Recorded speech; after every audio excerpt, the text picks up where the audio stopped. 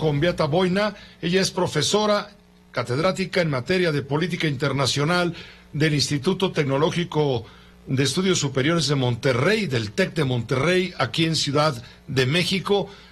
Fue embajadora de Polonia en México, por cierto, y le agradezco mucho su entusiasmo y las ganas para ayudarnos a entender lo que está pasando realmente en este foco rojo que está prendido en el mundo. Tenemos que atender también lo que sucede más allá de nuestras fronteras. No somos no nos miramos solamente el ombligo. ¿Cómo estamos, Beata Boina? Gracias por estar con nosotros. Estamos entendiendo, y buenas noches, estamos entendiendo que se está tensando la cuerda por parte de Vladimir Putin, que hay una inestabilidad internacional, pues, ¿qué te digo yo? Manifiesta ante la amenaza de una agresión militar de Rusia en contra de Ucrania, un país al cual ya Rusia invadió en el año 2014. Un saludo muy cordial.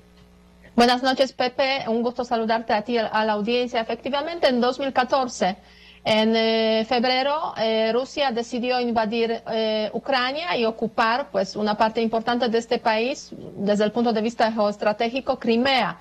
Yo justo llegué a México como embajadora en enero de 2014 y los primeros meses precisamente de la atención mundial pues estaba relacionada con todo lo que estaba ocurriendo en esa relación entre Rusia y Ucrania y la ocupación, toda una serie de sanciones y respuesta del Occidente precisamente a esa invasión, esa ocupación territorial. Lo que estamos presenciando hoy en día es básicamente la continuación de ese conflicto entre Rusia y Ucrania. ¿Cuál es el objetivo básico de Rusia? El objetivo básico de Rusia es mantener a Ucrania dentro de su zona de influencia.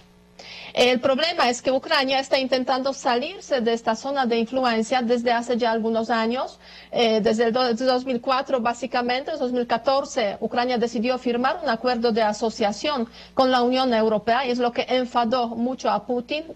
Por eso le costó a Ucrania pues esa ocupación de Crimea. Y hoy en día Putin está diciendo, o sea, en condiciones que se mencionaron en diciembre de 2021, a finales del año pasado, de que los países miembros de la Alianza Atlántica como tal, los Estados Unidos deben comprometerse a no integrar a Ucrania en la Alianza Atlántica, básicamente, y además reducir el número de fuerzas armadas, del armamento que está estacionado en los países de Europa Central que forman parte ya de la Alianza Atlántica. Es lo que pide Putin. Obviamente el Occidente no puede comprometerse a este tipo, digamos, de acuerdos con Rusia, porque eso desequilibraría de forma sustancial el tema de seguridad en Europa y la seguridad para los países que forman parte de la Alianza Atlántica. Y es ahí donde precisamente tenemos el despliegue de las fuerzas militares rusas en la frontera con Ucrania, por una parte, y por otra parte, pues esas negociaciones que ha mencionado Armando en su conexión desde Washington, negociaciones que se han celebrado la semana pasada. No ha bajado la tensión, no se ha logrado llegar a un acuerdo, entonces a raíz de eso precisamente los países de la Alianza Atlántica han decidido desplegar más fuerzas, o mejor dicho, poner en alerta más fuerzas armadas en caso de que haya una invasión de Rusia. Ahora bien, ¿cuáles son los motivos de esa invasión? O sea, ¿por qué a Rusia le interesa tanto ese tema de Ucrania? Yo diría que hay varios factores de carácter histórico, relaciones históricas, cercanía cultural, ese convencimiento de Putin, de Rusia en esos momentos de que Ucrania pues pertenece a la zona de influencia de Rusia.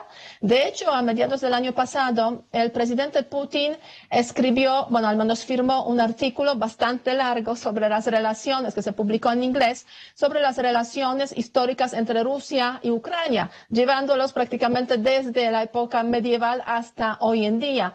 Y al final de este artículo, muy interesante, mencionó claramente, la verdadera soberanía de Ucrania pasa solamente por una buena relación con Rusia. Sin eso no es posible la soberanía de Ucrania. Claro, en aquel momento, claro, leíamos ese artículo, pero no pensábamos que realmente eso podría llevar a ese despliegue de las fuerzas militares rusas en la frontera con Ucrania y a ese riesgo, a esa amenaza inminente de una intervención militar, una nueva intervención militar de Rusia en Ucrania, que puede tener consecuencias grandes, devastadoras en muchos sentidos, tanto a nivel regional como a nivel global. Pues gracias, Boina, por permitirnos conocer este panorama y notamos, pues, cuál es la posición estratégica de Ucrania, como lo es Bielorrusia, en una especie de países, tú me lo comentabas previamente, una especie de países colchón entre Rusia y Europa, y Rusia no quiere perder ese colchón.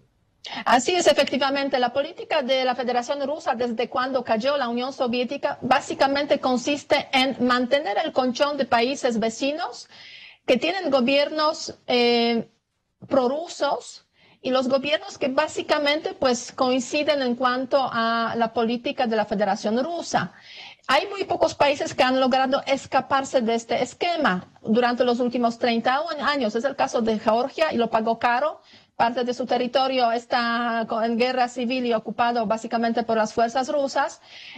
Intentó escaparse a Ucrania y tenemos las consecuencias que hoy en día vemos en esa crisis. Y los países bálticos que en la etapa muy temprana, después de los años de la caída de la Unión Soviética en los años 90, pues han logrado acercarse rápido, Letonia, Estonia, Lituania, a la Unión Europea y a la Alianza Atlántica. Los demás siguen, se puede decir, en ese sistema de autoritarismo, de conexiones con Rusia y de la preponderancia precisamente de la Federación Rusa que impone las reglas de juego en ese espacio que en su momento los rusos llamaron la vecindad cercana, ¿no? La vecindad cercana que pertenece a Rusia y donde los rusos pues imponen sus reglas. En ese sentido, cualquier intento de un país como Ucrania, como Bielorrusia, como Moldova, por ejemplo, de salirse de esta zona de influencia, pues les puede costar mucho y vemos que el caso de Ucrania lo confirma plenamente.